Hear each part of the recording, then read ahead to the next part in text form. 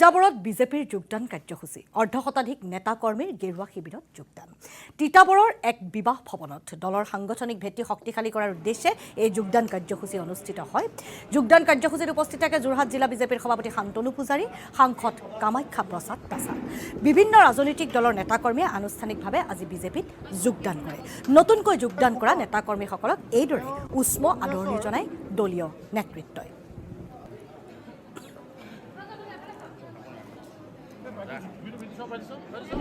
আজি আচলতে আমি সকলোৱে জানোৱেই যে ভাৰতীয় জনতা পাৰ্টিয়ে অবিৰতভাৱে সাংগঠনিক কাম কাজ চলাই থাকে আৰু বিগত নিৰ্বাচনৰ পিছৰ পৰা সংগঠন শক্তিশালী কৰিবলৈ বিভিন্ন ঠাইত কাম কৰি থাকোঁতে আমাৰ কাৰ্যকৰ্তাসকলৰ লগত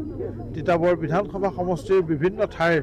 আমাৰ অন্য ৰাজনৈতিক দলৰ বিভিন্ন দলৰ নেতৃস্থানীয় কিছু ব্যক্তিয়ে যোগাযোগ কৰি আছিলে আৰু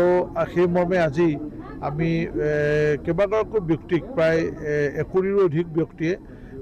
তিতাবৰ বিধানসভা সমষ্টিৰ বিভিন্ন ঠাইৰ তিতাবৰ নগৰকে ধৰি আজি ভাৰতীয় জনতা পাৰ্টিত আনুষ্ঠানিকভাৱে যোগদান কৰিলে তাৰ ভিতৰত আমাৰ তিতাবৰ পৌৰসভাৰ এজন পৌৰ সদস্য আছে আৰু কেইবাগৰাকীও আমাৰ গাঁও পঞ্চায়তৰ সদস্যকে ধৰি অন্যান্য সাংগঠনিক দায়িত্বত থকা কংগ্ৰেছৰ দায়িত্বত থকা ব্যক্তিকে ধৰি